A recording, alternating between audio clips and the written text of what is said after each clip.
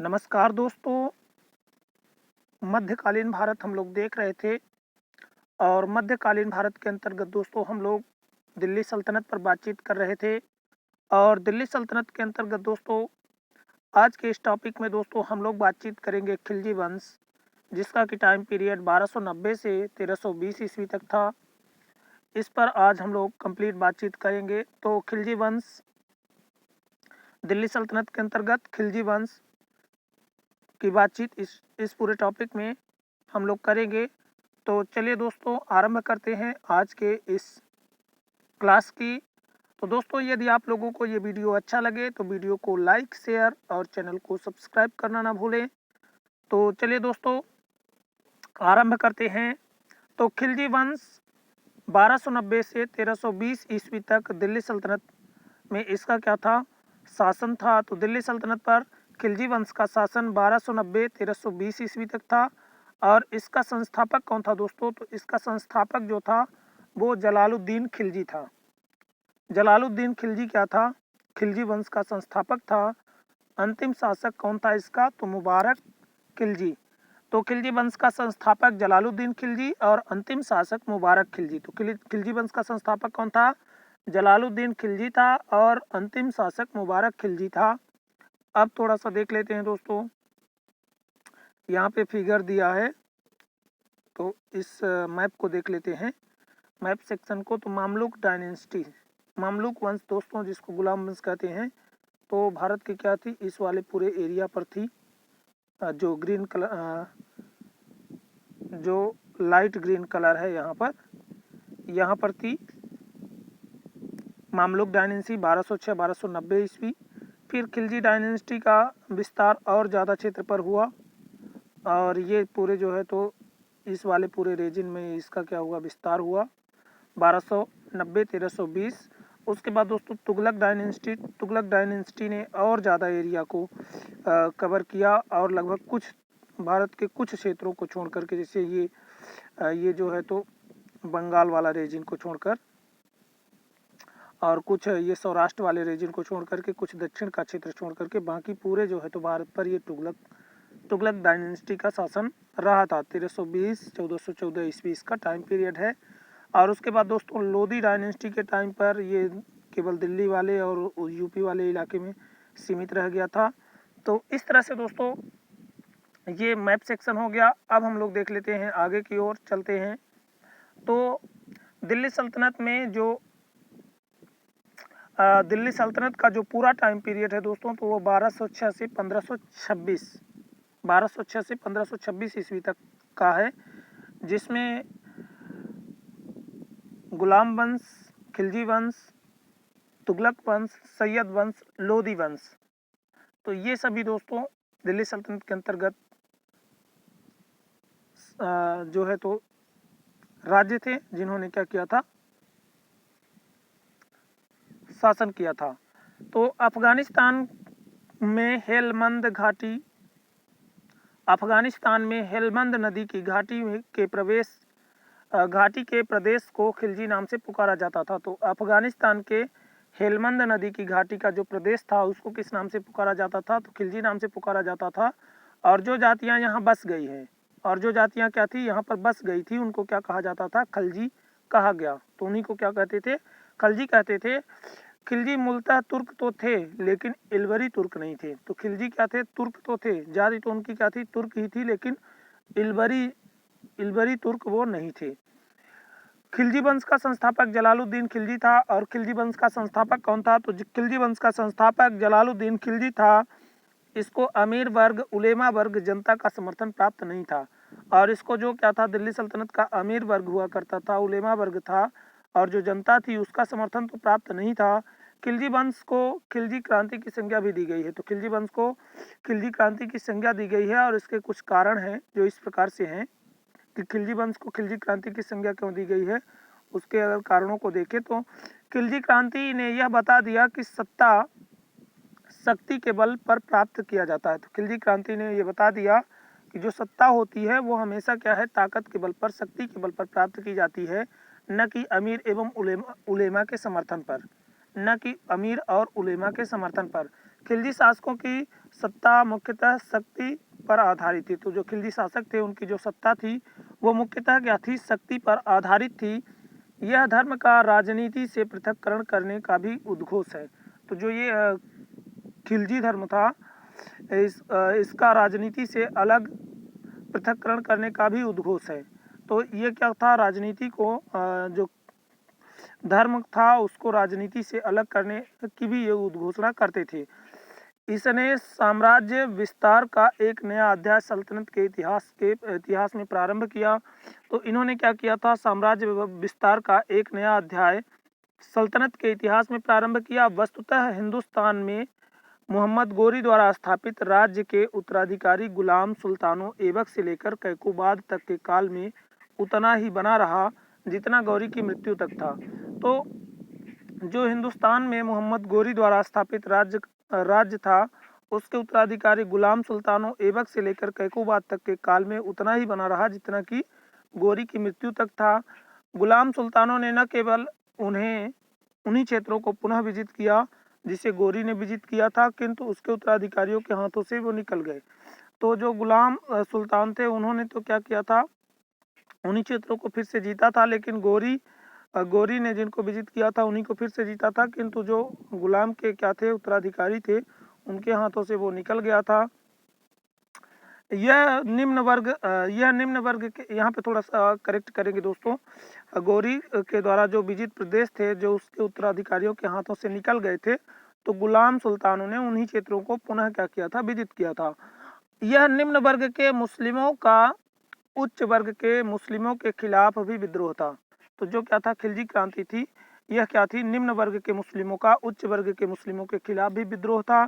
खिलजियों ने तुर्कों को उच्च पदों से बाहर नहीं रखा। तो खिलजियों ने क्या किया, तुर्कों को ऊंचे पदों से बाहर नहीं रखा, लेकिन प्रशासन में तुर्कों के एकाधिकार को अवश्य तोड़ दिया। लेकिन जो प्रशासन था वहां पर तुर्कों का जो एकाधिकार हुआ करता था उसको जरूर कम कर दिया, तोड़ दिया। खिलजी क्रांति ने तुर्कों की नस्लवाद की नीति को पर चोट की। तो खिलजी क्रांति ने क्या किया, तुर्कों की नस्लवाद की नीति पर चोट किया। उन्होंने भारतीय मुसलमानों को भी बड़े पद दिए जाने की परंपरा आरंभ की। उन्होंने क्या किया, जो भारतीय मुसलमान थे उनको बड़े पद दिए जाने की क्या की, परंपरा को प्रारंभ किया। अब से कुलीनता के स्थान पर प्रतिभा को महत्व दिया जाने लगा। तो जो खिलजी क्रांति थी उससे क्या हुआ, कुलीनता के स्थान पर प्रतिभा को महत्व दिया जाने लगा। सर्वप्रथम अलाउद्दीन खिलजी ने व्यापक रूप से भारतीय मुसलमानों को प्रशासन में जोड़ा। तो सबसे पहले जो अलाउद्दीन खिलजी था उसी ने क्या किया था, बृहद रूप में भारतीय मुसलमानों को प्रशासन में जोड़ा था। अलाउद्दीन खिलजी वजीर नसरत खां जलेसर, अलाउद्दीन जो खिलजी था वो वजीर नसरत खां जलेसर, मीर अर्ज जफर खां एवं वजीर तथा नायब दोनों पदों पर आसीन मलिक काफूर गैर तुर्क तो था ही, साथ ही भारतीय मुसलमान भी था। तो जो मलिक काफूर था वो क्या था, गैर तुर्क था, और साथ साथ क्या था, मुसलमान भी था। खिलजियों ने न जनता, न अमीर वर्ग और न ही उलेमा वर्ग का समर्थन प्राप्त किया। तो जो खिलजी थे इन्होंने न तो जनता का समर्थन प्राप्त किया, न तो अमीर वर्ग का समर्थन प्राप्त किया, और न ही उलेमा वर्ग का समर्थन प्राप्त किया। उनके राज्यारोहण से यह अवधारणा सिद्ध हो गई कि बिना धार्मिक समर्थन के न केवल राज्य जीवित रह सकता है बल्कि सफलतापूर्वक कार्य भी कर सकता है। तो जो खिलजी थे उनके राज्यारोहण से ये अवधारणा सिद्ध हो गई कि बिना धार्मिक समर्थन के, यदि धर्म क्या करे, समर्थन न भी करे, तो राज्य क्या हो, जीवित रह सकता है, जीवित ही नहीं रह सकता बल्कि सफलतापूर्वक कार्य भी कर सकता है। खिलजी वंश के किसी भी सुल्तान ने खलीफा से अपने पद की स्वीकृति लेने का प्रयास नहीं किया। और जो खिलजी वंश के क्या थे, सुल्तान थे, उन्होंने खिलजी वंश के किसी भी सुल्तान ने खलीफा से अपने पद की स्वीकृति लेने का प्रयास नहीं किया। खलीफा से क्या किया, अपने पद की स्वीकृति लेने का प्रयास नहीं किया। खिलजी क्रांति ने जनमत संग्रह को भी सिद्ध किया। तो जो खिलजी क्रांति थी उसने क्या किया, जनमत संग्रह को भी सिद्ध किया, क्योंकि जनता के ही डर से जलालिनी कुछ समय तक दिल्ली नहीं आया। तो जो क्या था, जलालिनी था वो क्या था, कुछ समय तक दिल्ली नहीं आया था। आगे देख लेते हैं दोस्तों। जलालुद्दीन फिरोज खिलजी को 1290-98 ईस्वी तक इसका टाइम पीरियड था। कैमूर की हत्या कर जलालुद्दीन ने खिलजी वंश की स्थापना की थी। तो कैमूर जो था गुलाम वंश का अंतिम शासक, उसकी हत्या करके जलालुद्दीन ने खिलजी वंश की स्थापना की थी। 1290 ईस्वी में जलालुद्दीन ने कैकूबाद द्वारा निर्मित किलोखरी किले में स्वयं को सुल्तान घोषित कर दिया। तो 1290 ईस्वी में क्या हुआ, जलालुद्दीन ने क्या किया, कैकूबाद द्वारा निर्मित किलोखरी किले में, जो कैकूबाद के द्वारा निर्मित किलोखरी का किला था, वहां स्वयं को सुल्तान घोषित कर दिया था। तो जलालुद्दीन ने क्या किया था, कैकूबाद द्वारा निर्मित किलोखरी किले में स्वयं को सुल्तान घोषित कर दिया। जलालुद्दीन फिरोज खिलजी ने उदार धार्मिक नीति अपनाई, और जो जलालुद्दीन फिरोज खिलजी था उसने क्या किया, उदार तरह की धार्मिक नीति को अपनाया। उसने घोषणा करी कि शासन का आधार शासितों प्रजा की इच्छा होनी चाहिए। तो शासन का जो आधार है वो क्या है, प्रजा की इच्छा होनी चाहिए। ऐसी घोषणा करने वाला यह प्रथम शासक था। और इस तरह की घोषणा करने वाला क्या था, ये जो फिरोज खिलजी था, ये क्या था, पहला शासक था। अपनी उदार नीति के कारण जलालुद्दीन ने अपने शत्रुओं को भी उच्च पद दिए थे। तो अपनी उदार नीति के कारण जो जलालुद्दीन फिरोज खिलजी था, इसने क्या किया था, अपने शत्रुओं को भी ऊंचे पद दिए थे। जलालुद्दीन ने 70 वर्ष सर्वाधिक वृद्ध सुल्तान की उम्र में सुल्तान बना था। तो जो जलालुद्दीन था ये 70 वर्ष की उम्र में सुल्तान बना था। सबसे वृद्ध सुल्तान इसको कहा जाएगा दिल्ली सल्तनत का।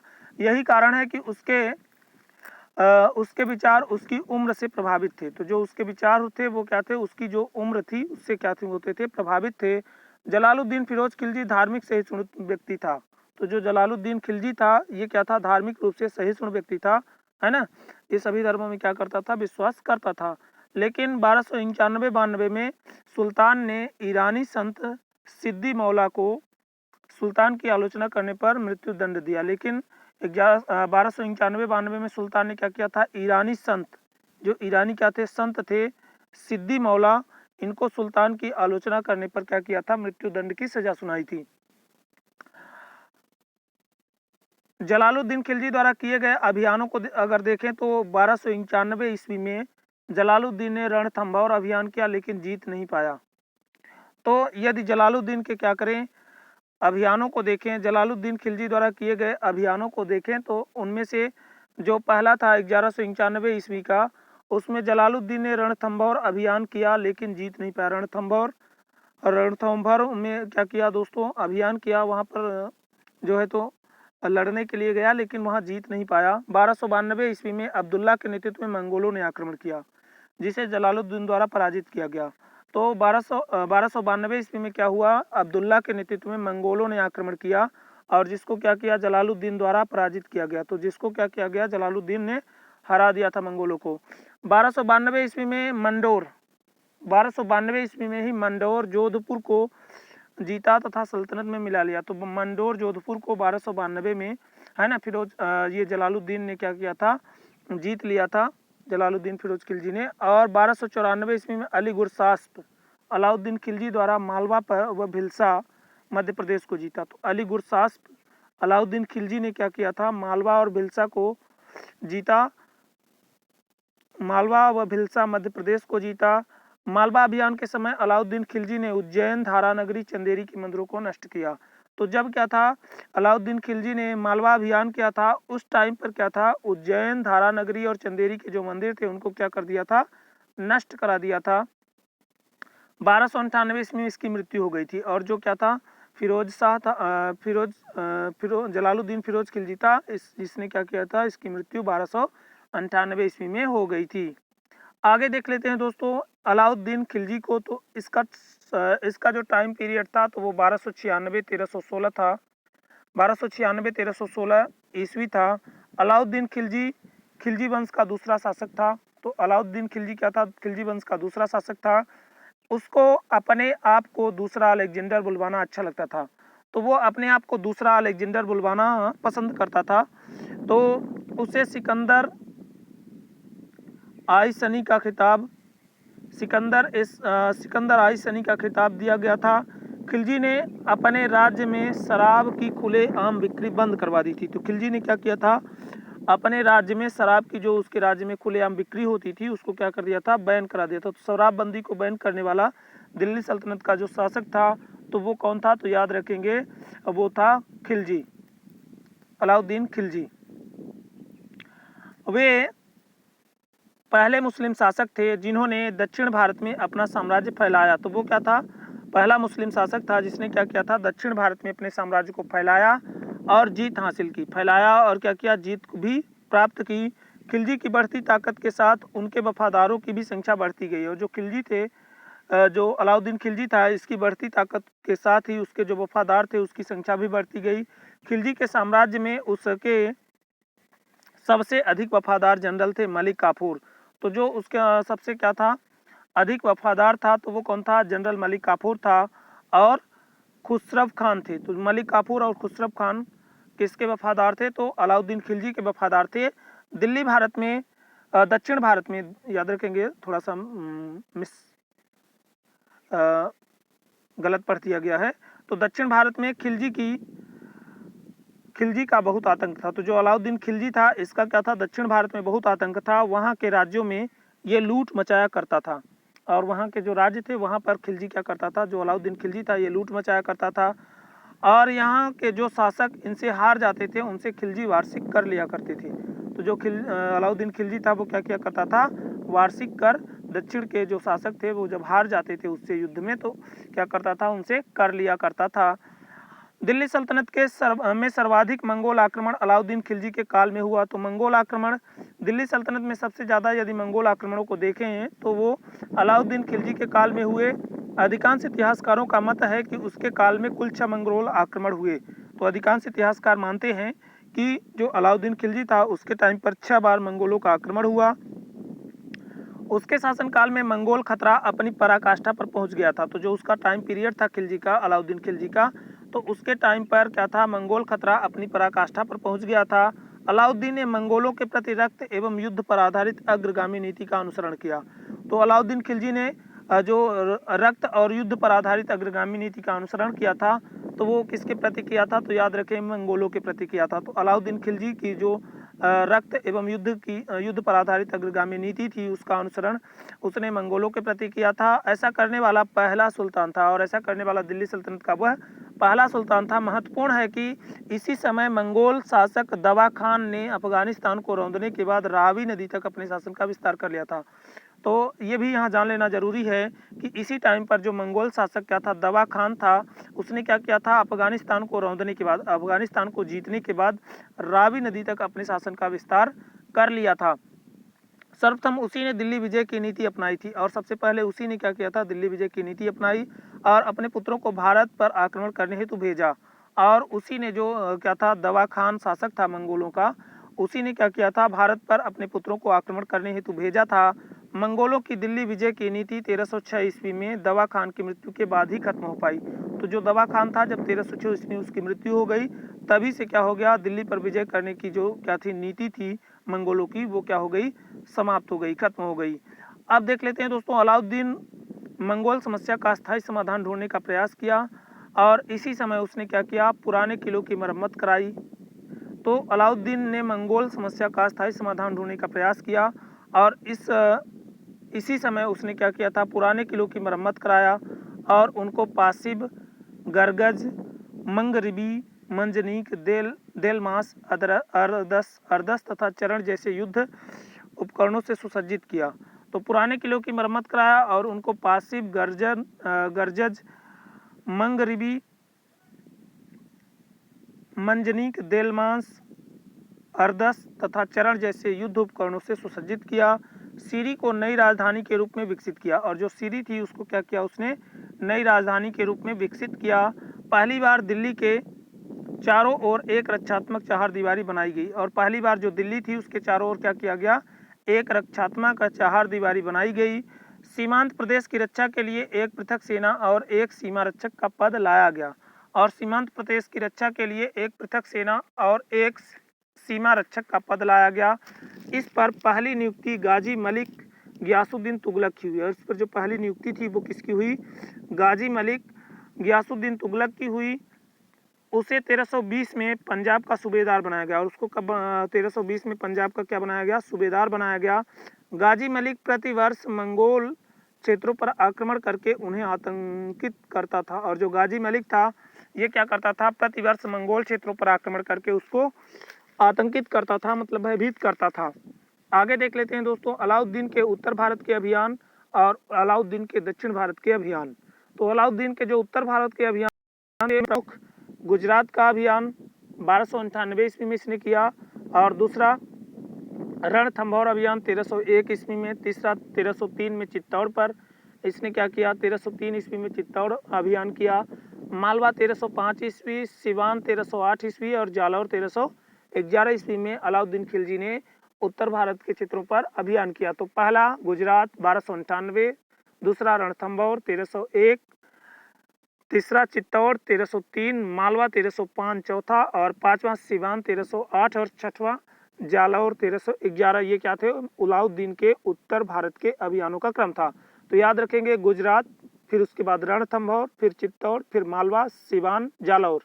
याद रखेंगे उत्तर भारत के अभियानों में, अलाउद्दीन के उत्तर भारत के अभियानों में गुजरात, रणथंभौर, चित्तौड़, मालवा, सिवान, जालौर। दक्षिण भारत के अभियानों को यदि हम देखें तो वहां पर देवगिरी 1307, वारंगल 1309, होयसल 1310 और पांड्य 1311। तो अलाउद्दीन के जो दक्षिण भारत के अभियान थे उनमें देवगिरी 1307, वारंगल 1309, होयसल 1310 और पांड्य 1311। तो याद रखेंगे देवगिरी, वारंगल, होयसल और पांड्य क्या थे, क्रमशः दक्षिण भारत के अभियान थे किसके, अलाउद्दीन खिलजी के। तो अलाउद्दीन खिलजी के क्या थे, दक्षिण भारत के अभियानों में यदि नजर डालें तो चार प्रमुख अभियान, देवगिरी 1307, वारंगल 1309, होयसल 1310, पांड्य 1311। तो इस तरह से अलाउद्दीन के उत्तर भारत के अभियान और अलाउद्दीन के दक्षिण भारत के अभियानों को हमने देखा। अब हम लोग देख लेते हैं आर्थिक सुधार को कि क्या आर्थिक सुधार उसने किए। तो अलाउद्दीन खिलजी दिल्ली का पहला सुल्तान था जिसने राजनीति के रूप में वित्तीय मामलों को नियमित किया। तो अलाउद्दीन क्या था, दिल्ली सल्तनत का या दिल्ली का पहला सुल्तान था जिसने क्या किया, राजनीति के रूप में जो वित्तीय मामले थे उनको नियमित किया, बाजार व्यवस्था अपनाई। बाजार व्यवस्था क्या थी इसकी, तो ये देख लेते हैं, बाजार व्यवस्था इंपॉर्टेंट है। तो अलाउद्दीन खिलजी की जो बाजार व्यवस्था थी, तो 1303 ईस्वी में चित्तौड़ विजय के पश्चात, जब 1303 ईस्वी में इसने चित्तौड़ को जीता, उसके बाद अलाउद्दीन ने बाजार व्यवस्था लागू किया। तो 1303 ईस्वी में चित्तौड़ विजय के बाद ही अलाउद्दीन ने बाजार व्यवस्था लागू किया। इसका विस्तृत विवरण बरनी की तारीखें फिरोजशाही में मिलता है। तो जो क्या है, इसका विवरण है किसका, बाजार व्यवस्था का, इसका विवरण बरनी की तारीखें फिरोजशाही में मिलता है। अन्य स्रोतों में इब्न बतूता, ईसामी एवं शेख नासिरुद्दीन की सूफी रचना खैरुल मजलिस प्रमुख हैं। तो जो अन्य स्रोत हैं, इन स्रोतों में इब्न बतूता, ईसामी एवं शेख नासिरुद्दीन की सूफी रचना खैरुल मजलिस प्रमुख हैं। बाजार में यदि देखें तो अलाउद्दीन ने दिल्ली में बदायूं द्वार के भीतर कुस्के सब्ज हरा राजमहल के पास अनाज, गुलाम, मवेशियों के 3 बाजार बनवाए थे। तो बाजार भी अलाउद्दीन खिलजी ने बनवाया था। कहाँ बनवाया था, तो दिल्ली में जो बदायूं द्वार था उसके भीतर कुस्के सब्ज हरा राजमहल बनवाया।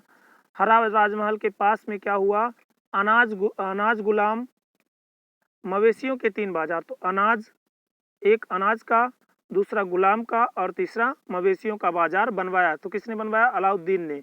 अलाउद्दीन ने कहाँ बनवाया, दिल्ली के बदायूं द्वार के भीतर जो कुस्के सब्ज था, हरा राजमहल था, उसके पास अनाज, गुलाम और मवेशियों के लिए 3 बाजार बनवाए। तो एक क्या था, गुलामों के लिए था, दूसरा मवेशियों के लिए था, तीसरा क्या था, अनाज के लिए था। तो अनाज के लिए, गुलाम के लिए और मवेशियों के लिए 3 बाजार बनवाने का काम अलाउद्दीन ने किया। कहाँ किया था, तो उसके सब्ज हरा राजमहल के पास में किया था, दिल्ली के बदायूं में। तो इन बाजारों में इन बाजारों को सराय अदल कहा जाता था। तो सराय अदल क्या था, दिल्ली सल्तनत कालीन क्या था, अलाउद्दीन का बाजार व्यवस्था थी। ध्यान यह रहे कि यह सरकारी धन से सहायता प्राप्त बाजार थे। इनको क्या था, राज्य के द्वारा क्या होता था, सहायता प्राप्त होती थी इन बाजारों को। चूंकि गुलाम एवं मवेशियों का बाजार, इसलिए बरनी इनकी कीमत साथ साथ देता था। तो जो बरनी है वो क्या करता था, इनकी कीमत को भी साथ साथ देता था। बाजार व्यवस्था से संबंध अधिकारी साहना मंडी। तो बाजार व्यवस्था से जो संबंध अधिकारी थे, तो साहना मंडी बाजार का क्या होता था, प्रमुख होता था, सहना था, और तीनों सहना का सहनाई मंडी होता था। और तीनों जो सहना थे, मतलब तीनों जो क्या थे, बाजार थे, उनका क्या होता था, एक सहना मंडी होता था, प्रमुख होता था। अलाउद्दीन ने इस पद पर मलिक कबूल की नियुक्ति की थी। और इस पद पर अलाउद्दीन ने किसकी नियुक्ति की थी? तो मलिक कबूल की नियुक्ति की थी। तो इस तरह से ये हो गया बाजार अलाउद्दीन का। अनाज के लिए, गुलाम के लिए और मवेशियों के लिए 3 बाजार थे, है ना। बाजारों को सराय अदल कहा जाता था। सरकारी धन की सहायता प्राप्त करते थे ये बाजार, सरकारी धन से सहायता प्राप्त करते थे। और गुलाम एवं मवेशियों का बाजार बढ़ने की इनकी कीमत साथ साथ देता था, है ना। और सहना मंडी बाजार का प्रमुख होता था, सहना होता था। और तीनों का सहना का एक सहना मंडी होता था और इसमें मलिक कबूल की नियुक्ति भी इसने करी थी। उसके निम्नलिखित कार्य थे। और जो वो क्या था, मलिक कबूल की नियुक्ति की गई थी, उसके क्या कार्य थे? तो वह सौदागरों का रजिस्टर रखता था। तो जो क्या होता था, सहना मंडी होता था, वो क्या करता था, जो सौदागर हुआ करते थे उनका क्या करता था, रजिस्टर रखता था। और उसके बाद क्या करता था, सभी व्यापारियों को सहना मंडी के कार्यालय में स्वयं को रजिस्टर कराना पड़ता था। तो जो सभी क्या होते थे, व्यापारी होते थे, वो सहना मंडी के कार्यालय, एक क्या होता था, जो प्रमुख का कार्यालय होता था, बाजार प्रमुख का, जिसको सहना मंडी का कार्यालय कहा जाता था, तो उसमें क्या करते थे, स्वयं को रजिस्टर कराना पड़ता था। अपने को क्या करना पड़ता था, रजिस्ट्रेशन उसको वहाँ पर कराना पड़ता था। वह दुकानदारों एवं कीमतों पर सख्त नियंत्रण रखता था। और वो क्या करता था, जो दुकानदार थे और उनकी जो कीमतें हुआ करती थी उस पर क्या करता था, कठोर नियंत्रण रखता था। वह न्याय का भी कार्य करता था। और जो सहना मंडी होता था, वो क्या करता था, न्याय का भी कार्य करता था। सहना मंडी जब न्याय का कार्य करता था तो सराय अदल कहलाता था। और जब वो न्याय का कार्य करता था तो उसको क्या कहते थे, सराय अदल कहा जाता था। उसका न्याय कठोर शारीरिक दंड पर आधारित होता था। तो वो क्या करता था, शारीरिक दंड के रूप में क्या करता था, न्याय करता था। दीवाने रियासत वाणिज्य मंत्री हुआ करता था। तो बाजार व्यवस्था का सर्वोच्च अधिकारी दीवाने रियासत वाणिज्य मंत्री था, जो बाजार व्यवस्था का सर्वोच्च अधिकारी था। अलाउद्दीन ने इस नवीन पद का निर्माण किया। और अलाउद्दीन ने क्या किया था, इस नए पद का निर्माण किया था। दीवाने रियासत का कार्य व्यापारी वर्ग पर नियंत्रण रखना। और जो दीवाने रियासत थी, इसका कार्य क्या था, इसका कार्य व्यापारी वर्ग पर नियंत्रण रखना तथा आर्थिक नियमों को लागू करवाना था। तो क्या था, अलाउद्दीन ने इस नवीन पद का निर्माण किया। दीवाने रियासत का कार्य व्यापारी वर्ग पर नियंत्रण रखना तथा आर्थिक नियमों को लागू करवाना था। सहना मंडी की सहायता से कुछ और अधिकारियों की नियुक्ति होती, जैसे बरीद गुप्तचरों का प्रमुख होता था।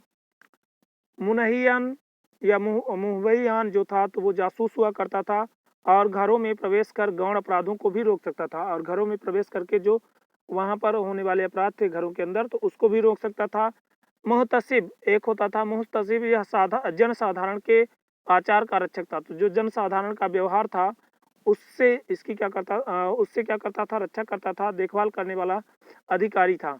तो मुहतसिब क्या था, जनसाधारण के जो व्यवहार थे और उनके द्वारा रक्षा करता था, देखभाल करने वाला अधिकारी था। यह भी बाजारों पर नियंत्रण रखता था। और ये भी क्या करता था, बाजारों पर नियंत्रण रखने का कार्य करता था और नाप तौल का निरीक्षण करता था। तो जो मुहतसिब था, तो वो क्या करता था, जनसाधारण के आचार की रक्षा करता था, देखभाल करता था और बाजार पर भी नियंत्रण रखता था, नाप तौल का निरीक्षण भी करने का इसका कार्य था। परवाना नवीस क्या था, व्यापारियों को परमिट लाइसेंस जारी करता था। परवाना नवीस क्या था, व्यापारियों को परमिट लाइसेंस जारी करता था। अलाउद्दीन खिलजी के बाजार व्यवस्था से संबंधित अंतिम अधिनियम इसी की नियुक्ति एवं अधिकारों से संबंधित है।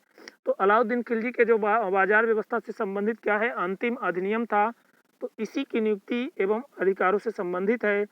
कोई भी वस्त्र, चाहे वह किरपास सूती वस्त्र हो या खुज्जे दिल्ली का हो, दिल्ली में बना रेशमी वस्त्र बिना परवाना नवीस के अनुमति के नहीं बिकेगा। तो बिना परवाना नवीस के अनुमति के नहीं बिकेगा।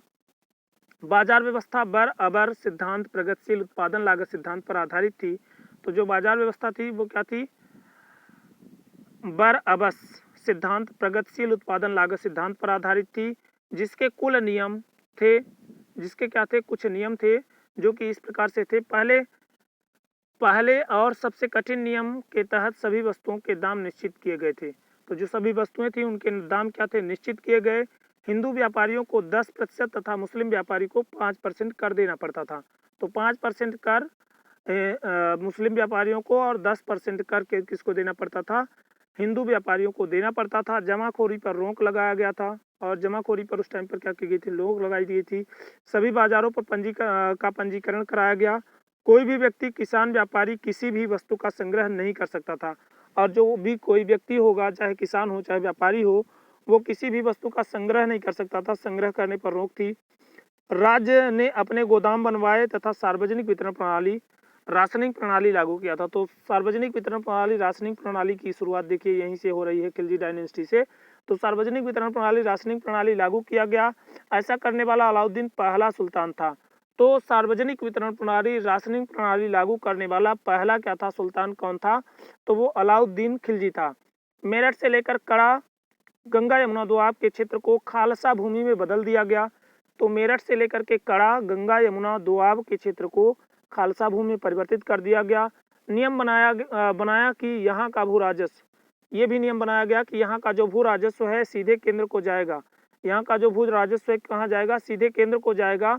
दोआब क्षेत्र किसी को इक्तेदारी के रूप में नहीं दी जाएगी और जो दोआब का क्षेत्र था गंगा यमुना वाला, वो क्षेत्र किसी को इक्तेदारी के रूप में नहीं दी जाएगी। अलाउद्दीन खिलजी के समय सर्वाधिक खालसा भूमि का विस्तार हुआ। जो खालसा भूमि थी उसका जो सबसे ज़्यादा विस्तार था वो किसके टाइम पर हुआ? तो अलाउद्दीन खिलजी के टाइम पर हुआ। याद रखेंगे, अलाउद्दीन खिलजी के समय सर्वाधिक खालसा भूमि का विस्तार हुआ। वस्तु स्थिति क्या थी, हम निश्चित रूप से कुछ नहीं कह सकते।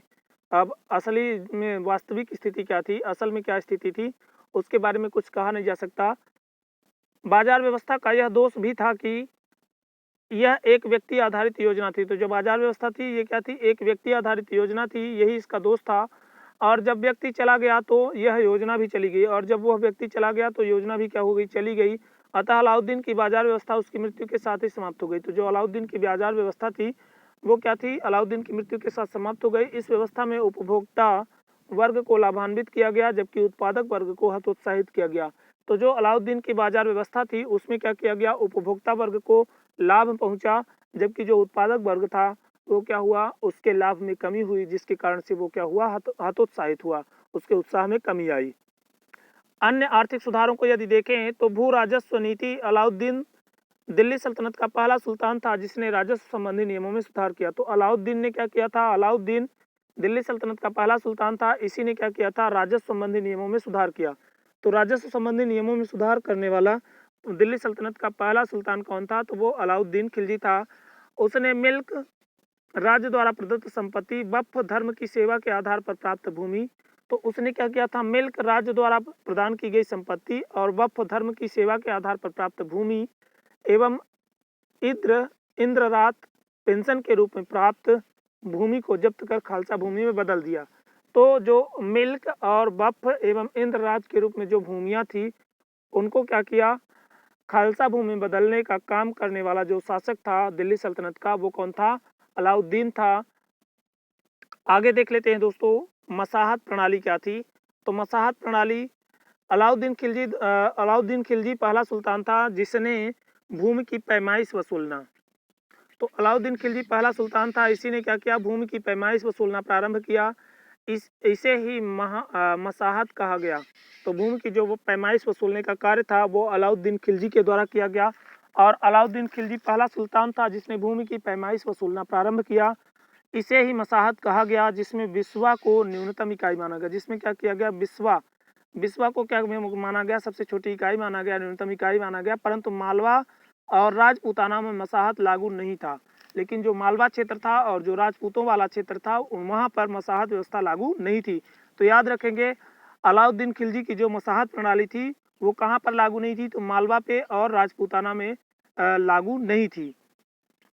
अलाउद्दीन खिलजी पहला सुल्तान था जिसने कर की नगद अदायगी अनिवार्य की। तो अलाउद्दीन क्या था? पहला सुल्तान था, इसी ने क्या किया था? कर की नगद अदायगी, कर को नगद के रूप में है ना अदा करना अनिवार्य किया था। दूसरा वह पहला जो मुस्लिम शासक था जिसने भूमि की वास्तविक आय पर राजस्व सुनिश्चित किया। तो भूमि की जो वास्तविक आय थी है ना, जो क्या थी? रियल इनकम थी, उस पर क्या किया था? इसने रेवेन्यू निश्चित किया था, उस पर इसने कर को निश्चित किया था।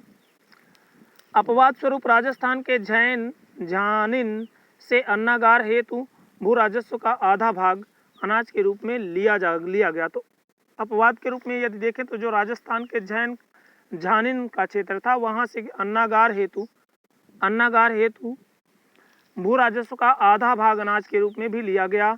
जमींदार सर्वप्रथम अमीर खुसरो ने जमींदार शब्द का प्रयोग किया। तो सबसे पहले जमींदार शब्द का प्रयोग किया अमीर खुसरो ने सबसे पहले जमींदार शब्द का प्रयोग किया। अलाउद्दीन ने मध्यस्थ बिचौलियों को हटाकर लगान अधिकारियों के रूप में सीधा केंद्रीय कर्मचारियों जैसे आमिल, वसिंदा, सरहंग, मुहस्सिल आदि की नियुक्ति की। तो अलाउद्दीन ने क्या किया, मध्यस्थ बिचौलियों को हटाकर लगान अधिकारियों के रूप में सीधा केंद्रीय कर्मचारियों जैसे आमिल, वसिंदा, सरहंग, मुहस्सिल आदि की नियुक्ति की। अलाउद्दीन ने ग्रामीण प्रशासन में सीधा हस्तक्षेप किया। तो जो अलाउद्दीन था उसने क्या किया, ग्रामीण प्रशासन में सीधा हस्तक्षेप किया और ऐसा करने वाला वो पहला सुल्तान था। वह प्रथम मुसलमान शासक था जिसने कृषकों से सीधा संबंध स्थापित करने की कोशिश की। तो जो अलाउद्दीन था वो क्या था, पहला मुसलमान शासक था जिसने क्या किया, कृषकों से सीधा संबंध स्थापित करने की कोशिश की तथा ग्राम स्तर पर भारी भूमि सुधार किया। और गांव के स्तर पर क्या किया, भारी भूमि सुधार किया। उसने पटवारियों को बहियों की निरीक्षण की प्रथा शुरू की और इसने क्या किया, पटवारियों की बहियों का निरीक्षण की प्रथा को शुरू किया। दीवाने मुस्तखराज अलाउद्दीन ने लगान वसूली में व्याप्त दोषों को दूर करने हेतु दीवाने मुस्तखराज की स्थापना की। और इसका कार्य क्या था, राजस्व एकत्रीकरण करने वाले अधिकारियों के नाम शेष रह गई राशि की जांच करना और वसूलना था। तो जो राजस्व एकत्रीकरण करने वाले अधिकारी थे उनके नाम कितनी राशि शेष रह गई है इसकी जांच करना और उसको वसूलने का काम दीवाने मुस्तखराज करता था। सैन्य सुधारों में देखें यदि तो अलाउद्दीन खिलजी पहला सुल्तान था जिसने अपने सैनिकों को नगद वेतन दिया। तो सैनिकों को नगद वेतन देने वाला दिल्ली सल्तनत का पहला सुल्तान अलाउद्दीन खिलजी था। उसने इक्ता का आवंटन बंद करा दिया। तो जो इक्ता था, जो भूमि का टुकड़ा दे दिया जाता था सेना की सेवा के बदले, तो उसको बंद करा दिया। एक अस्पा सैनिक जिसके पास एक घोड़ा होता था 234 टन का वार्षिक 19.5 टन का मासिक पाता था। तो उसको साल में कितने टन का मिलता था, तो कितने टन का मिलता था, 234 19.5 टन का मासिक इसको मिलता था, जिसके पास क्या होता था, एक घोड़ा होता था। वहीं 2 अस्पा वाले सैनिक उससे 78 टन का 312 टन का वार्षिक ज़्यादा पाता था। तो 78 टन का 312 टन का वार्षिक पाता था, जो कि 78 टन का ज़्यादा पाता था। घोड़ा को दागने एवं सैनिकों की हुलिया रखने का शुरुआत सर्वप्रथम अलाउद्दीन खिलजी ने की थी। तो घोड़ों को दागने एवं सैनिकों की हुलिया रखने की शुरुआत सर्वप्रथम अलाउद्दीन खिलजी ने की थी। उपर्युक्त प्रक्रिया से गुजरने वाले सैनिकों को सरकारी भाषा में मरतब कहा जाता था। तो उपर्युक्त प्रक्रिया से गुजरने वाले सैनिकों को जो सरकारी भाषा थी उसमें क्या कहा जाता था, मरतब कहा जाता था। अलाउद्दीन ने राजधानी केंद्र में बड़ी एवं स्थायी सेना रखी और अलाउद्दीन ने क्या किया, जो केंद्र थी, राजधानी थी, वहां पर बड़ी और अस्थायी परमानेंट की आर्मी रखी। बलबन के काल में केंद्रीय सेना 2 लाख था। तो बलबन के समय में जो केंद्रीय सेना थी वो क्या थी, 2 लाख थी। तो अलाउद्दीन ने उसे बढ़ाकर 3 लाख कर दिया। तो जो अलाउद्दीन था उसने उस सेना को बढ़ा करके 3 लाख कर दिया। उसने खुम्स या माले गनीमत, लूट का धन को उल्टा कर दिया। उसने क्या किया, लूट के धन को उल्टा कर दिया।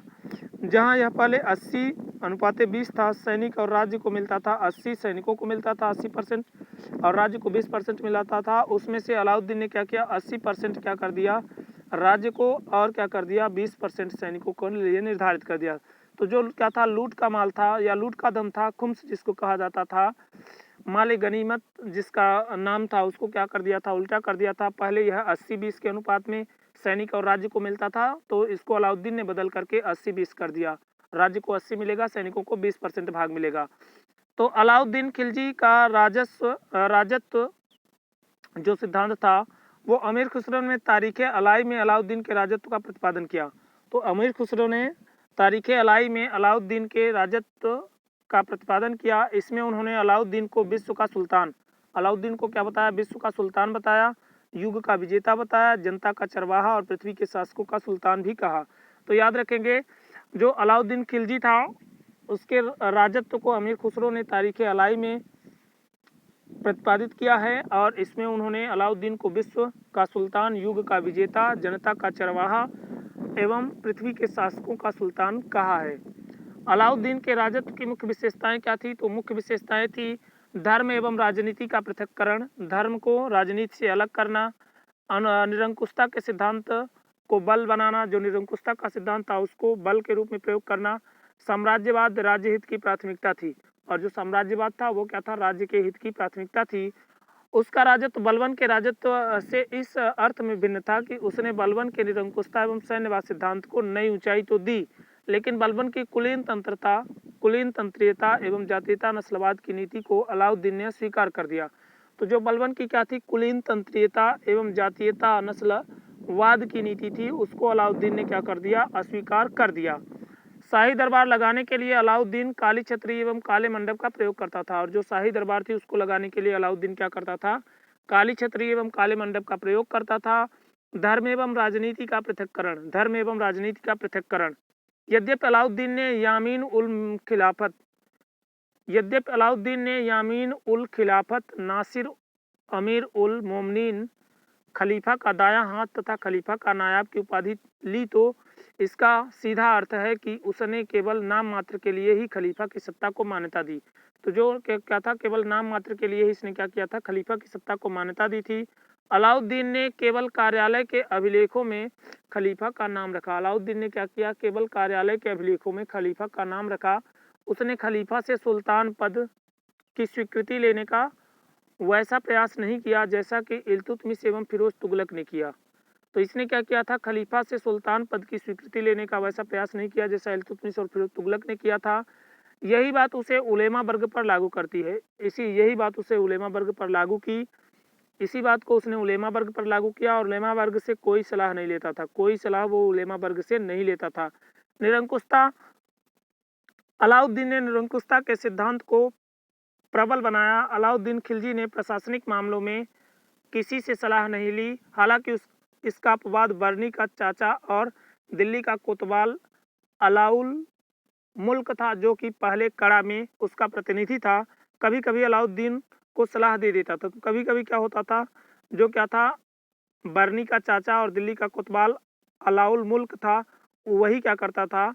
अलाउद्दीन को सलाह देता था।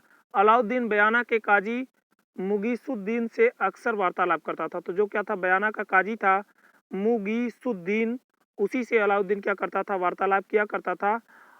उसने एक बार इसी काजी को जीवनदान का वचन दिया और इसी काजी को उसने क्या किया था? एक बार जीवनदान देने का भी वचन दिया। साम्राज्यवाद, अलाउद्दीन ने शांति को विकास के लिए विनाश बताया, जबकि युद्ध को व्यक्ति, समाज और साम्राज्य के लिए अनिवार्य बताकर लगातार युद्ध नीति का अवलंबन करता रहा, विस्तार करता रहा। ध्यातव्य है कि आगे चलकर अकबर एवं मुसोलिनी ने भी इसी मत को समर्थन दिया। तो जो अकबर था और मुसोलिनी था, उन्होंने भी क्या किया? इसी मत को समर्थन दिया। मुसोलिनी ने तो यहाँ तक कह दिया कि जैसे एक स्त्री के लिए मातृ सुख अनिवार्य है, वैसे ही राज्य के लिए युद्ध। तो मुसोलिनी ने क्या कहा? मुसोलिनी ने तो ये तक कह दिया कि जैसे एक स्त्री के लिए मातृ सुख अनिवार्य है, वैसे ही राज्य के लिए युद्ध जरूरी है। राज्य हित की प्राथमिकता, अलाउद्दीन की योजना एक नया धर्म चलाने की थी ताकि उसे सांसारिक एवं आध्यात्मिक दोनों स्थितियों में सर्वोच्च स्थिति प्राप्त हो जाए। दूसरे, वह सिकंदर महान का अनुसरण कर विश्व विजय करना चाहता था। जो अलाउद्दीन था वो सिकंदर महान के अनुसरण करके विश्व विजय करना चाहता था। उसने सिकंदर द्वितीय की उपाधि भी धारण की और उसने क्या किया? सिकंदर द्वितीय की भी उपाधि धारण की, परंतु अलाउल मुल्क के समझाने पर उसने ये दोनों योजनाएं को त्याग दिया। तो अलाउल मुल्क जो कि क्या था? चाचा था उसके लेखक का, तो बर्नी का, जियाउद्दीन बर्नी का चाचा था। उसके समझाने पर उसने क्या किया था? विश्व विजय की योजना को क्या कर दिया था? त्याग दिया था। अन्य महत्वपूर्ण उपलब्धियों को यदि देखें तो अलाउद्दीन खिलजी पहला सुल्तान था जिसने वेश्यावृत्ति रोकने का प्रयास किया। मुगल काल में औरंगजेब ने भी वेश्यावृत्ति का निषेध किया। अकबर ने वेश्याओं को शहर से हटाकर शैतानपुरी में बसाया। तो शहर से हटाकर शैतानपुरी में अकबर ने बसाया था। अलाउद्दीन ने वृत्ताकार अलाई किला या कुस्के सीरी बनवाया। जिसमें 7 द्वार थे। अलाई दरवाजा प्रारंभिक तुर्की स्थापत्य का सुंदरतम तथा सर्वोत्कृष्ट नमूना माना जाता है। जैन आचार्य महासेन ने अलाउद्दीन खिलजी के दरबार में अपने विरोधियों से शास्त्रार्थ किया। और जो जैन आचार्य महासेन थे उन्होंने क्या किया था, अलाउद्दीन खिलजी के दरबार में अपने विरोधियों से शास्त्रार्थ किया था। जो उसके विरोधी थे उनसे क्या किया था, शास्त्रार्थ किया था, मतलब वार्तालाप की थी, शास्त्र के बारे में विचार विमर्श किया था। आप देख लेते हैं कुतुबुद्दीन खिलजी, कुतुबुद्दीन मुबारक खिलजी 1316 1320 ईस्वी, इसका टाइम पीरियड 4 साल का था, ज़्यादा नहीं था। कुतुबुद्दीन खिलजी जो मुबारक खिलजी था दिल्ली सल्तनत में के खिलजी वंश का शासक था। तो दिल्ली सल्तनत के खिलजी वंश का शासक था। अलाउद्दीन खिलजी की मृत्यु के बाद मलिक काफूर ने एक वसीयतनामा पेश किया जिसमें अलाउद्दीन के पुत्रों खिज खां, सल्दी खां और मुबारक खां के स्थान पर खिज खां के नाबालिग पुत्र शिहाबुद्दीन उमर को सुल्तान बनाया गया। तुर्की सरदारों ने विरोध किया तथा मलिक काफूर की हत्या कर मुबारक खिलजी को नाबालिग सुल्तान घोषित कर नायबे ममलिकात बना दिया। तो नायबे ममलिकात के रूप में इसको क्या कर दिया, स्थापित कर दिया। मुबारक खिलजी ने शिहाबुद्दीन उमर की हत्या कर दी तथा कुतुबुद्दीन मुबारक खिलजी नाम से सुल्तान बना। और कुतुबुद्दीन मुबारक खिलजी के नाम से क्या बन गया, सुल्तान बन गया। इसने स्वयं को खलीफा घोषित किया और इसी ने क्या किया, अपने आप को खलीफा घोषित किया, जो सल्तनत काल का ऐसा करने वाला एकमात्र शासक था। और ये क्या था, सल्तनत काल में इस तरह का कार्य करने वाला क्या था, एकमात्र शासक था। गद्दी पर बैठने के बाद ही उसने देवगिरी के राजा हरपाल देव पर चढ़ाई की और युद्ध में उसे परास्त किया। तो इसने जैसे ही गद्दी प्राप्त की तो देवगिरी के राजा हरपाल देव पर चढ़ाई की और युद्ध में उसको हरा दिया। अपने शासनकाल में उसने गुजरात के विद्रोह का भी दमन किया, जो गुजरात में विद्रोह हो रहे थे उनको भी इसने समाप्त किया। कुतुबुद्दीन मुबारक खिलजी ने अपने सैनिकों को 6 माह का अग्रिम वेतन दिया था। तो 6 माह का अग्रिम वेतन, सैनिकों को 6 माह का अग्रिम वेतन देने वाला कौन था, दिल्ली सल्तनत का सुल्तान तो कुतुबुद्दीन मुबारक खिलजी था। विद्वानों एवं महत्वपूर्ण व्यक्तियों की छीनी गई जागीरें उन्हें वापस कर दी। और इसने क्या किया, विद्वानों एवं महत्वपूर्ण जो व्यक्ति थे उनकी जो छीनी गई जागीरें थी उनको वापस कर दी। अलाउद्दीन खिलजी की कठोर दंड व्यवस्था एवं बाजार नियंत्रण आदि व्यवस्था को उसने समाप्त कर दिया। तो कठोर जो दंड व्यवस्था थी, बाजार नियंत्रण व्यवस्था थी, इनको समाप्त कर दिया कुतुबुद्दीन मुबारक खिलजी ने। और अप्रैल 1320 ईस्वी में खुसरो ने सुल्तान की हत्या कर दी और नासिरुद्दीन खुसरो शाह के नाम से शासक बन गया। अब देख लेते हैं नासिरुद्दीन खुसरो शाह। इसका टाइम पीरियड दोस्तों अप्रैल से सितंबर 1320 ईस्वी तक था। ज़्यादा टाइम ये शासन कर नहीं पाया। अप्रैल, मई, जून, जुलाई, अगस्त, सितंबर, करीब 5 महीने इसने शासन किया, 5-6 महीने। तो नासिरुद्दीन खुसरो शाह इसने क्या किया था, जो है अलाउद्दीन खिलजी इसने क्या किया था, कुतुबुद्दीन मुबारक खिलजी की हत्या कर दी थी और नासिरुद्दीन खुसरो शाह के रूप में क्या किया था, गद्दी पर बैठा था। अप्रैल 1320 में खुसरो ने कुतुबुद्दीन मुबारक शाह खिलजी की हत्या कर दी और नासिरुद्दीन खुसरो शाह के नाम से शासक बना। यह कुछ माह तक ही शासक रहा और ये कुछ महीने तक ही शासन कर पाया। अप्रैल से सितंबर माह तक था। तो अप्रैल, मई, जून, जुलाई, अगस्त, सितंबर, तो इसका 6 माह का टाइम पीरियड था, याद रखेंगे। नासिरुद्दीन खुसरो ने सूफी संत निजामुद्दीन औलिया को धन वितरित किया। और नासिरुद्दीन जो खुसरो शाह था इसने क्या किया, सूफी संत निजामुद्दीन औलिया को धन वितरित किया। मलिक गाजी मलिक जो दीपालपुर का इख्तियार था के नेतृत्व में खुसरो शाह को मरवा दिया गया और तुगलक वंश की स्थापना की गई। तो खुसरो शाह को मरवा दिया गया और तुगलक वंश की स्थापना की गई। आगे देख लेते हैं खिलजी वंश के तहत जो आर्थिक नीति और प्रशासन था उसको। तो सबसे पहले देख लेते हैं आर्थिक नीति को। तो खिलजी वंश के तहत आर्थिक नीति और प्रशासन में बहुत कठोर थे। तो खिलजी वंश के तहत जो आर्थिक नीति और प्रशासन थे वो बहुत कठोर थे और यह सब राजा के हाथों में निहित थी। किसानों, व्यापारी और आम आदमी की स्थिति बहुत खराब थी और जो किसान थे और व्यापारी थे और जो आम आदमी थे उनकी स्थिति बहुत खराब थी। कभी कभी पोषण भी करना मुश्किल हो जाता था। तो कभी कभी जो पोषण था, मतलब भोजन तक जुटा पाना मुश्किल हो जाता था। कुछ नीतियाँ इस प्रकार थी। खिलजी शासक विशेष रूप से अलाउद्दीन खिलजी ने सिर्फ अपने खजाने को बढ़ाने के लिए अपने खर्च करने के दृष्टिकोण को बदल दिया। तो जो अलाउद्दीन खिलजी था वो अपने खजाने को बढ़ाने के लिए जो उसके खर्च करने का दृष्टिकोण था उसको बदल दिया और अपने दायित्वों का निर्वहन करने तथा युद्धों का विस्तार करने के लिए उसने खजाने को एकत्र किया और जो उसके दायित्व थे उसका निर्वहन और साथ साथ युद्धों के विस्तार के लिए उसने क्या किया था, खजाने को इकट्ठा किया। उसने कृषि व्यवसाय करों को सीधे 20 से 50% तक बढ़ा दिया। तो जो क्या था, कृषि व्यवसाय था उस पर जो कर था उसको सीधे सीधे उसने 20 से 50% तक बढ़ा दिया, और अनाज और ग्रामीण उपज के रूप में या नगदी के साथ देय होता था। जो क्या था ना, अनाज के रूप में, ग्रामीण उपज के रूप में या कि नगद के रूप में देय होता था। उसने किस्तों में भुगतान को समाप्त कर दिया। जो किस्तों में भुगतान होता था उसको उसने समाप्त कर दिया था। अलाउद्दीन खिलजी ने सल्तनत में गैर मुसलमानों पर 4 प्रकार के कर लगा दिए थे। तो जो गैर मुसलमान थे उन पर कितने प्रकार के कर, 4 प्रकार के कर लगाने वाला कौन था? तो अलाउद्दीन खिलजी था। और जजिया कर, इन 4 प्रकारों में जजिया या सर्वेक्षण कर, खराज या भूमि कर, कारी या गृह कर और क्षेत्र कर के रूप में शामिल थे। तो 4 कर शामिल थे, क्षेत्र कर के रूप में 4 ही शामिल था। तो 4 कर इसने लगाया था। अलाउद्दीन खिलजी ने गैर मुसलमानों पर 4 प्रकार के कर लगाए थे, जिनमें पहला था जजिया। जजिया को सर्वेक्षण कर भी कहते हैं।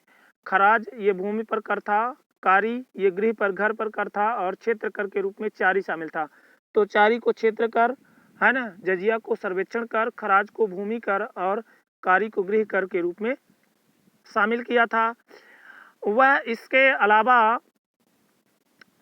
उसने यह घोषणा की थी कि दिल्ली स्थित अधिकारियों के साथ पड़ोसी मुस्लिम जागीरदार, खुद मुकद्दम, चौधरी और जमींदार सभी खड़ी उपज के उत्पादन का आधा हिस्सा लागत के रूप में जब्त कर सकते हैं। तो इसके अलावा उसने क्या किया? उसने ये भी घोषणा कर दी थी कि उसके जो दिल्ली स्थित अधिकारियों के साथ पड़ोसी मुस्लिम जागीरदार हैं, तो उनको जिनको खुद मुकद्दम, चौधरी और जमींदार थे, इन सभी को जो खड़ी उपज थी, जो खेत में उपज क्या रहती थी, खड़ी रहती थी, उसी उपज के उत्पादन का आधा हिस्सा लागत के रूप में जब्त करने का निर्देश दे दिया। जब्त कर सकते हैं। मुस्लिम जागीरदारों के लिए मजदूरी निर्धारण को घटा दिया। जो मुस्लिम जागीरदार थे तो उनके लिए जो मजदूरी का निर्धारण था उसको क्या कर दिया? हटा दिया। मजदूरी को केंद्रीय संगठन द्वारा एकत्रित किया जाता था, और जो मजदूरी थी उसको किसके द्वारा? केंद्रीय संगठन के द्वारा एकत्रित किया जाता था। राज्य में सभी कृषि व्यवसाय उपजों, जानवरों और गुलाम पर एक प्रकार का गुणवत्ता नियंत्रण था। तो राज्य में सभी कृषि व्यवसाय उपजों, जानवरों और गुलामों पर एक प्रकार का गुणवत्ता नियंत्रण था। बाजारों को सहनाए मंडी कहा जाता था, और जो बाजार थे उनको सहनाए मंडी कहा जाता था। मुस्लिम जहाज माल व्यापारियों को खरीदने तथा व्यापार के लिए इन मंडियों में विशेष लाइसेंस मिले हुए थे। तो जो मुस्लिम क्या थे? जहाज थे, माल व्यापारियों को खरीदने तथा व्यापार के लिए इन मंडियों में विशेष लाइसेंस मिले हुए थे। इन व्यापारियों के अलावा शहरी क्षेत्रों में अन्य कोई भी किसानों से खरीदने की पेशकश नहीं थी। तो अन्य कोई भी किसानों से खरीदने की पेशकश नहीं थी। यहाँ जासूसों की विशाल व्यवस्था की गई थी। यहाँ जो जासूस थे उनकी क्या थी? बड़ी ज़्यादा व्यवस्था थी, जो मंडी का निरीक्षण करते थे। जो क्या करते थे? मंडी का निरीक्षण करते थे, और उनके पास यह अधिकार था कि कोई भी जो प्रस्तावित सीमा से अधिक बेचता या खरीदता है तो वे उसे जब्त कर सकते हैं। तो कोई भी यदि क्या करता है, जो प्रस्तावित मात्रा है उसकी सीमा से अधिक बेचता या खरीदता है तो उसको जब्त कर सकते हैं। जीविका के निजी एकत्रीकरण पर प्रतिबंध लगा दिया गया था। वितरण प्रणाली अलाउद्दीन द्वारा शुरू की गई थी, और जो वितरण प्रणाली थी वो किसके द्वारा शुरू की गई थी? अलाउद्दीन द्वारा शुरू की गई थी। और यहाँ गुणवत्ता नियंत्रण की एक प्रणाली विद्यमान है। और यहाँ पर क्या है? गुणवत्ता नियंत्रण की एक प्रणाली विद्यमान है। ये खर्चों पर नियंत्रण के अलावा उन लोगों को मजदूरी के बारे में अवगत कराते थे, और खर्चों पर नियंत्रण के अलावा उन लोगों पर मजदूरी के बारे में अवगत कराते थे जिन्हें इसका लाभ नहीं मिलता था, और इनको क्या था? इसका लाभ नहीं मिलता था। अलाउद्दीन खिलजी की मौत के बाद गुणवत्ता नियंत्रण की विधि ज़्यादा कारगर साबित नहीं हो सकी, और जो अलाउद्दीन खिलजी था उसकी मौत के बाद गुणवत्ता नियंत्रण की विधि ज़्यादा कारगर नहीं हो सकी थी। आगे देख लेते हैं दोस्तों। तो यहीं तक दोस्तों ये था हमारा खिलजी वंश, यहीं से दोस्तों समाप्त होता है। और दोस्तों यदि आप लोगों को ये वीडियो अच्छा लगे तो वीडियो को लाइक, शेयर और चैनल को सब्सक्राइब करना ना भूलें। तो चलिए दोस्तों आज के लिए यहीं तक रखते हैं। धन्यवाद दोस्तों। जय हिंद, जय भारत।